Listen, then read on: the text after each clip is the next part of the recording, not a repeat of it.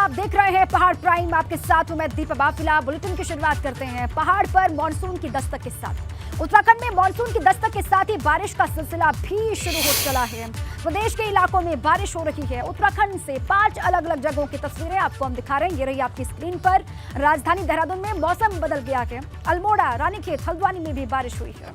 तो वहीं पिथौरागढ़ में बारिश के बाद नदियां उफान पर हैं, जिससे लोगों की मुश्किल बढ़ गई है।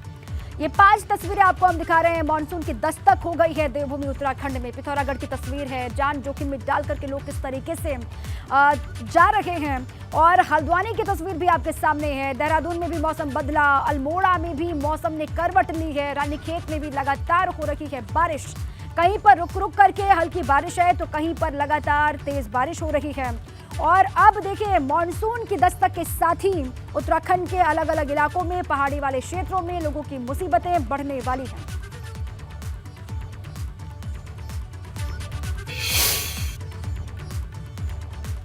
पिथौरागढ़ में हुई बारिश से नदियों का जलस्तर बढ़ने लगा है, जिससे नदियां उफान पर हैं। नदियों का जलस्तर बढ़ने से लोगों की मुश्किल भी बढ़ गई है। इस तस्वीर में आप देख पाएंगे कि नदी उफान पर है और उसके ऊपर एक शख्स कैसे ट्रॉली के सहारे नदी पार कर रहा है। देखिए,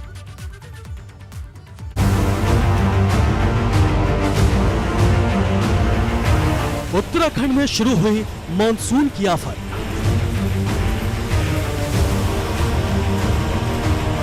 नदियों में आया उफान। कुदरत के कहर से कैसे बचेगी जान। पिथौरागढ़ की इस तस्वीर को गौर से देखिए। बारिश के बाद नदी कैसे उफान मारकर बह रही है। नदी का जलस्तर इतना बढ़ गया है कि उसकी लहरें डरा रही हैं। नदी के कुछ ऊपर ही एक शख्स ट्रॉली में नदी पार करने की कोशिश कर रहा है। मगर सवाल यह है कि अगर कोई हादसा हुआ तो इस शख्स का क्या होगा।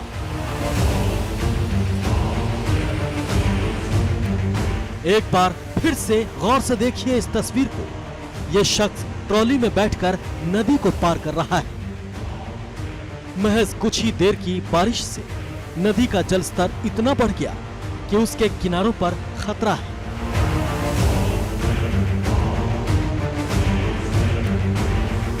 ऐसे में प्रशासन ने भी लोगों को आगाह कर दिया है कि नदी के किनारों से दूर रहें।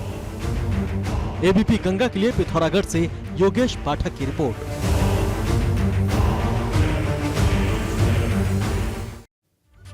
तो ये रिपोर्ट देखी आपने, और लोगों को ये समझने की जरूरत है कि उनको अभी मानसून की दस्तक के साथ ही सावधानी बरतनी होगी। रानीखेत और हल्द्वानी में बारिश हो रही है। सुबह से ही बारिश का सिलसिला लगातार चल रहा है। रानीखेत और हल्द्वानी में बारिश सुबह से हो रही है, ऐसी खबर है, जिसकी तस्वीर आपको हम दिखाते हैं। इस तरीके से यहाँ पर मौसम बदल रहा है और मानसून की दस्तक हो गई है। और इसी के साथ ही सुबह से लगातार बारिश का दौर चल रहा है। रानीखेत की भी तस्वीर आपको दिखा रहे हैं और हल्द्वानी की भी तस्वीर आपको दिखा रहे हैं। हल्द्वानी और रानीखेत में गर्मी बहुत ज्यादा अभी पड़ रही थी पिछले कई दिनों में, लेकिन बारिश के साथ ही गर्मी से तो राहत मिली है। लेकिन कई जगहों पर जल जमाव की वजह से लोग परेशान थे। रुड़की से खबर है। रुड़की में एक बहुत बड़ा पेड़ उखड़कर सड़क पर आकर गिरा के बताया जा रहा है कि बारिश के बाद बहुत तेज आंधी यहां पर चल रही थी और इसी दौरान ये पेड़ जड़ से उखड़ गया, सड़क पर गिर गया, जिससे हाईवे जाम हो गया। हाईवे पर पेड़ गिरने की वजह से ट्रैफिक घंटों तक यहां पर बाधित रहा। इस पेड़ को काटकर सड़क से हटाया गया, तब कहीं जाकर ये रोड खुल पाया और लोगों को राहत मिली। काफी देर तक लोगों को मुश्किलात का सामना करना पड़ा। यहाँ पर ट्रैफिक बाधित भी रहा। ट्रैफिक के कर्मी यहाँ पर पहुंचे, ट्रैफिक पुलिस के कर्मी पहुंचे। उसके बाद रोड को खुलवाया गया और फिर लोगों का सफर चालू हुआ।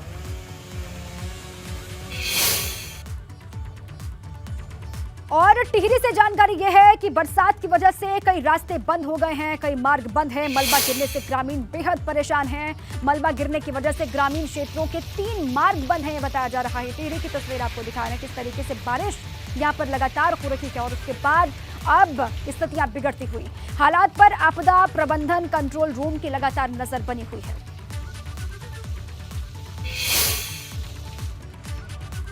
चमोली के पास बद्रीनाथ धाम से लौट रही एक कार के ऊपर पत्थर गिर गया और हादसे में एक शख्स की मौत की खबर है। पत्थर गिरने से कार पूरी तरीके से क्षतिग्रस्त हो गया। हादसे में महिला समेत एक शख्स भी घायल बताए जा रहे हैं, जिन्हें अस्पताल में भर्ती करवा दिया गया है। वहीं पर उनका उपचार चल रहा है। मौसम की दस्तक, मानसून की दस्तक और उसके साथ ही तमाम हादसों की खबरें भी सामने आ रही हैं। ये हादसे में एक शख्स की मौत हो गई है। जानकारी ये है, कार के ऊपर एक पत्थर गिर गया था पहाड़ी से, जिसके बाद ये तस्वीर उसी के बाद की है। अब आगे बढ़ते हैं। धामी सरकार 2.0 के 100 दिन पूरे हो गए हैं। धामी सरकार 2.0 के कार्यकाल का आज 100 दिन कंप्लीट हो गया। सरकार ने विकास पुस्तिका के रूप में अपना कामकाज जनता के बीच रखा। एक रिपोर्ट आपको इसी पर दिखाते हैं।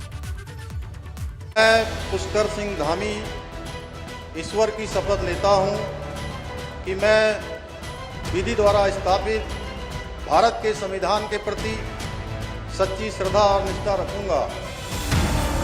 धामी सरकार 2.0 का 100 दिन का कार्यकाल पूरा हो गया है। इस मौके पर सीएम धामी ने टाइटल सॉन्ग का लोकार्पण किया और सरकार ने विकास पुस्तिका की शक्ल में 100 दिन के कामकाज को जनता के बीच रखा। साथ ही टनकपुर वासियों को बड़ी सौगात भी दी। मुख्यमंत्री ने कहा, 100 दिन का कार्यकाल सेवा, समर्पण और प्रयास का रहा। 100 दिनों का कालखंड सेवा का, समर्पण का, प्रयास का और संकल्प के 100 दिन रहे हैं। इन 100 दिनों में हम लोगों ने एक आधारशिला बनाने का प्रयास किया है। एक संकल्प के साथ जो विकल्प रहित संकल्प लिया है, उस संकल्प पर आगे बढ़ने का हम सब प्रयास कर रहे हैं। टनकपुर एवं गोपेश्वर में बनाए जाने सैनिक विश्राम गृहों का आज यहाँ पर शिलान्यास किया गया।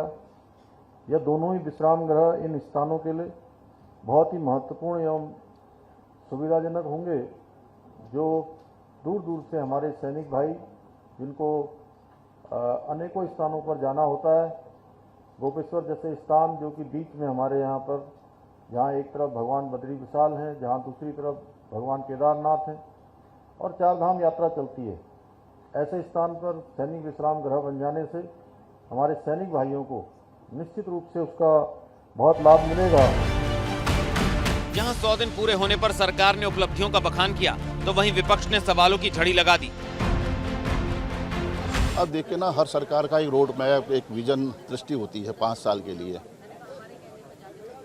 और ये 100 दिन जो हैं वो उस जो लक्ष्य है, जो दृष्टि है, जो संकल्प है, उसकी छाप छोड़ती है। ये 100 दिन छाप छोड़ेंगे, लेकिन कहीं नहीं दिखाई दे रहा है कि जो प्रचंड बहुमत की सरकार है वह कहीं पर भी उस विजन को धरातल पर उतार पाई हो।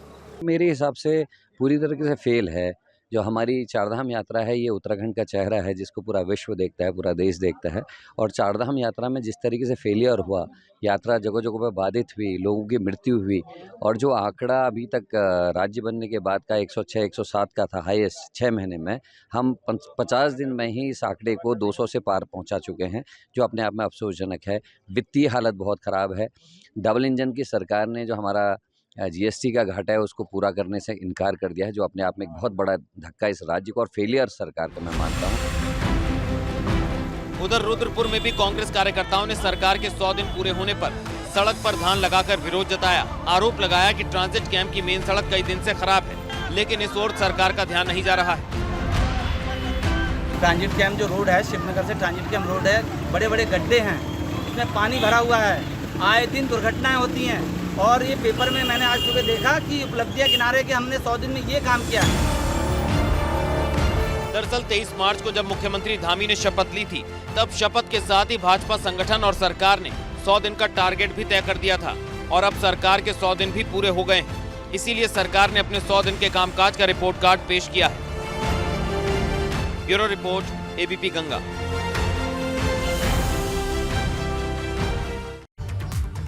उधर धामी सरकार 2.0 के 100 दिन के काम को कैबिनेट मंत्री रेखा आर्य ने बेहतर बताया है। कैबिनेट मंत्री रेखा आर्य से बात की है हमारे संवाददाता पंकज राणा ने, सुनाते हैं। उत्तराखंड में भाजपा सरकार के 100 दिन पूरे हो गए हैं। इन 100 दिनों में क्या रोड मैप तैयार किया गया है, इस पर बातचीत करने के लिए हमारे साथ कैबिनेट मिनिस्टर रेखा आर्य जी हैं। क्या आपने आगामी 100 दिन रहे हैं, इसमें अगले 5 साल का क्या एजेंडा आपने तैयार? देखिए, मेरे पास में महिला सशक्तिकरण, बाल विकास विभाग, खाद्य विभाग युवा कल्याण और खेल मंत्रालय, खेल विभाग हमारे पास में है। और निश्चित रूप से इन विभागों के माध्यम से हमारी ये कोशिश है कि हम महिलाओं से लेकर युवाओं से लेकर हमारे जो राशन कार्ड धारक हैं उन सबको हम जो सुविधा सरकार की ओर से अनुमन्य है वो उनको मिल सके। मैं महिला सशक्तिकरण के माध्यम से हमारी जो आंगनबाड़ी बहनें हैं उनके लिए उनको नंदा गौरा योजना का लाभ मिल सके, उन्हें महालक्ष्मी किट का लाभ मिल सके, इसके लिए हमारा प्रस्ताव लगभग कैबिनेट स्तर के लिए तैयार हो चुका है। इसके साथ साथ में खाद्य विभाग में जो भारतीय जनता पार्टी का मैनिफेस्टो था कि हम अंत्योदय परिवार वालों को जो बिल्कुल अत्यधिक गरीबी की श्रेणी में आते हैं उनको जो है हम साल भर में 3 गैस सिलेंडर जो है वो रिफ़िल करके देंगे, उसका जियो हम लोग जारी कर चुके हैं। और माननीय मुख्यमंत्री जी से जब भी उनका समय मिलेगा उसका शुभारंभ उस दिन से हम लोग प्रारंभ करेंगे। इसके साथ साथ हम कह सकते हैं कि जिस प्रकार से हमने खेल छात्रवृत्ति की भी हम लोगों ने पूरा जो हमारा प्रस्ताव है वो तैयार हो चुका है, लगभग वो जियो होने की स्थिति में आ चुका है। तो 8 से लेकर 14 वर्ष तक के बच्चों को जो है उनकी खेल की प्रतिभाओं को जानते हुए उनको छात्रवृत्ति से आर्थिक सहयोग करने की भी हमारी सरकार की जो कोशिश है और मैनिफेस्टो में भी कहा गया है तो उसको भी हम लोग करने जा रहे हैं। धन्यवाद मैडम, एबीपी गंगा के साथ बातचीत करने के लिए। आपकी कैबिनेट मिनिस्टर रेखा आर्या जी जिन्होंने हर विभाग के बारे में हमें विस्तृत जानकारी बताई है कि किस तरह से वो आगामी 5 साल का रोड मैप तैयार कर रही हैं और महिला सशक्तिकरण के लिए इस बार विशेष पहल की जाएगी ताकि महिलाओं को बेहतर सुरक्षा उत्तराखंड में मिल सके। देहरादून से अपने सहयोगी निशांत चौहान के साथ पंकज राणा, एबीपी। उधर बीजेपी महासचिव और उत्तराखंड प्रभारी दुष्यंत गौतम ने भी उत्तराखंड सरकार के 100 दिनों को लेकर कहा कि संकल्प पत्र को लेकर सरकार ने काम करना शुरू कर दिया है। हमारी सरकार की प्राथमिकता पर सुरक्षा और उत्तराखंड के लोगों को आर्थिक तौर पर मजबूत करना है। उनसे खास बातचीत की हमारे संवाददाता अविनाश तिवारी ने। उत्तराखंड सरकार के दूसरे कार्यकाल के आज 100 दिन पूरे हुए। हमारे साथ बातचीत के लिए मौजूद हैं प्रभारी दुष्यंत गौतम जी। सर, 100 दिन पूरे हुए, विपक्ष कह रहा है कि इन 100 दिनों में कुछ भी नहीं हुआ है। नहीं, इन 100 दिनों में हम विपक्ष को संतुष्ट करने के लिए नहीं आए हैं। इन 100 दिनों में आने वाले पूरे 5 सालों के अंदर हमने वहाँ की जनता को संतुष्ट करना है। जो प्रधानमंत्री जी का सपना है कि आने वाला दशक उत्तराखंड का दशक होगा उसको पूरा करना है और ये सरासर विपक्ष द्वारा वहाँ की जनता का अपमान है जिसने दोबारा भारतीय जनता पार्टी को रिपीट ही नहीं किया, भारी बहुमत से रिपीट उन्होंने किया है। और इन 100 दिनों के कार्यकाल को हम देखेंगे तो ऐतिहासिक कार्यकाल रहा है। अनेकों योजना को हम लेकर चले हैं और आने वाले समय के अंदर जनता के साथ हमारी जवाबदेही है और उस पर हम कसौटी पर खड़े उतरे हैं। सर, इन 100 दिनों में आपको क्या लगता है कि बेहतर कार्य उत्तराखंड की धामी सरकार ने किया है? देखिए, 100 दिन के अंदर मैंने कहा ना, चुनौती यात्रा सबसे बड़ी चुनौती। और जो हमने कहा था हम रोजगार देंगे, हम वहाँ पर टूरिज्म बढ़ा कर देंगे, वहाँ पर महिलाओं को बराबर का हक देंगे और जो गांव की समस्याएं हैं जो आप प्लान करा करते थे वहाँ पर रोजगार उन्मुख बनाने का काम करेंगे। और जैसे सिविल कॉमन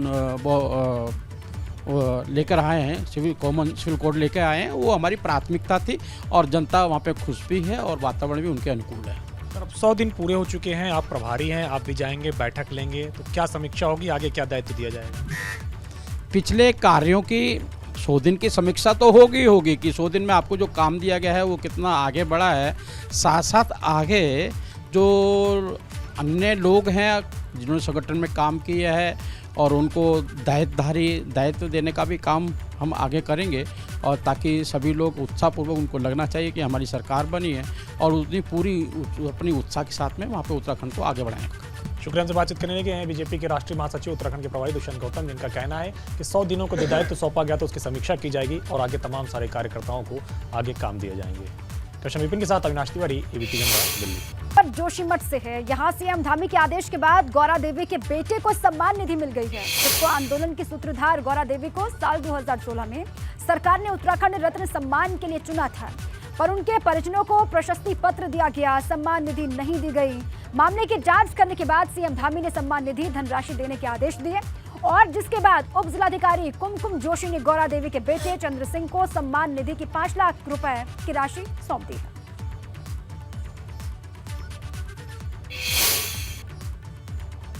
आश्रम द्वारा पूर्व में घोषणा की गई थी कि श्रीमती गौरा देवी जी, जो हमारे क्षेत्र की एक बहुत बड़ी सम्मान है, उनके पुत्र श्री चंद्र सिंह को 5 लाख 1 रुपए का एक सम्मानीय धनराशि दी जाएगी।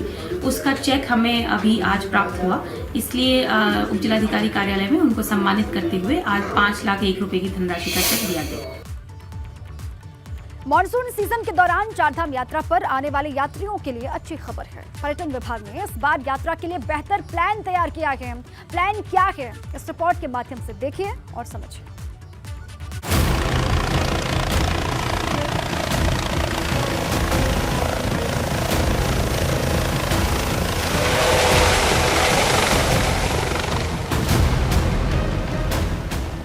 मॉनसून सीजन में चार धाम आने वाले यात्रियों के लिए धामी सरकार ने नया प्लान तैयार किया है। दरअसल पर्यटन विभाग ने मॉनसून सीजन में भी हेली सेवाएं जारी रखने की योजना बनाई है। विभाग ने 2 हेली कंपनियों को मॉनसून सीजन में सेवाएं देने के लिए परमिट किया है। ये कंपनियां बरसात के मौसम में वेदर के मुताबिक केदारनाथ में हेलीकॉप्टर सेवाओं का संचालन करेंगी। 10 जुलाई तक केदारनाथ में 2 हेलीकॉप्टर कंपनियां अपनी सेवाएं देंगी। रिक्वेस्ट करी हुई थी हेली कंपनियों से कि जितना, चूँकि इस बार यात्रा अच्छी चल रही है, जितना ज़्यादा उस वैली में अगर वो संचालन कर सके वो हमारे यात्रियों की सुविधा के लिए अच्छा होगा। तो अभी भी आज की डेट में हमारे यहाँ पर दो सेवाएं हमारे यहाँ पर आज की डेट में भी है और 10 तारीख तक भी हमारे यहाँ पर एक सेवा जो है निरंतर चालू रहेगी। और उसके उपरांत भी हम लोगों ने कहा है उनको कि वेदर परमिटिंग ये सेवाएं जो है वो कंटिन्यूस चलती रहे। हम लोगों ने एक हेलीकॉप्टर उसको अभी यात्रा के लिए हम लोगों ने हायर किया हुआ है, वो 1 तारीख से धारचूला में स्टेशन हो जाएगा। एक हेलीकॉप्टर हमारा अतिरिक्त रूप में यहाँ पर देहरादून में स्टैंड बाई में रहेगा, ताकि हम लोग किसी भी तरीके से आपदा हो या यात्री सुरक्षा को लेकर कोई रेस्क्यू की बात आ जाती है तो हम उसको हेली रेस्क्यू कर सकें। पर्यटन विभाग ने 2 हेलीकॉप्टर को स्टैंड बाय में रखने का भी फैसला किया है, जिसमें पहला हेलीकॉप्टर धारचूला और दूसरा देहरादून में रहेगा, ताकि आपात स्थिति में भी सभी व्यवस्थाएं दुरुस्त की जा सके। लेकिन सरकार के सामने सबसे बड़ी चुनौती है चार धाम यात्रा के सफल संचालन की, क्योंकि मॉनसून सीजन में यात्रियों की संख्या काफी अच्छी रहने की उम्मीद जताई जा रही है। अभी भी आज की डेट में जैसे केदारनाथ में हमारे यहाँ पर लगभग अभी भी 8,000 के करीब लोग आ रहे हैं, बद्रीनाथ में 12,000 13,000 के करीब लोग आ रहे हैं और लगभग 4,000 6,000 इस तरह के लोग हमारे यमुनोत्री गंगोत्री में पहुँच रहे हैं। तो जैसे जुलाई के जैसे सीज़न रहता है इतने यात्री कभी नहीं आते रहे, लेकिन इस बार का जैसे ट्रेंड दिख रहा है हम लोगों की ये यात्रा काफ़ी अच्छी चलेगी, इसकी उम्मीद है। 2013 की आपदा के बाद से चार धाम यात्रा में बरसात के सीजन में यात्रियों की संख्या ना के बराबर होती थी। साथ ही पिछले 2 साल से कोरोना की वजह से यात्रा ठीक से संचालित नहीं हो पाई, लेकिन इस बार मॉनसून सीजन में हेलीकॉप्टर सेवाएं संचालित कर विभाग ने काफी सराहनीय काम किया है, जिससे अधिक यात्री केदार धाम पहुंच सकेंगे, क्योंकि केदार वैली में मॉनसून सीजन में हेली सेवाएं संचालित नहीं होती हैं। एबीपी गंगा के लिए देहरादून से पंकज राणा की रिपोर्ट। पिथौरागढ़ से देहरादून पंतनगर चलने वाली पवन हंस की 6 सीटर हेली सेवा 2 महीने से ठप पड़ी हुई है। 27 अप्रैल को पवन हंस कंपनी का हेलीकॉप्टर 4 दिन के लिए मेंटेनेंस के लिए पिथौरागढ़ से गया हुआ था।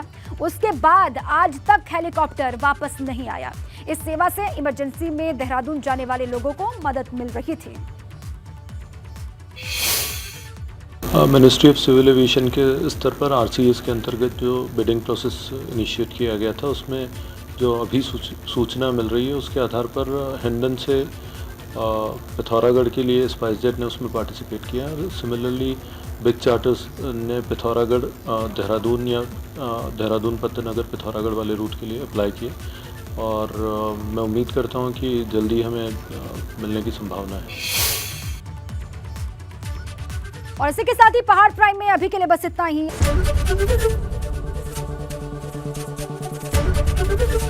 एबीपी गंगा, खबर आपकी, जुबान आपकी।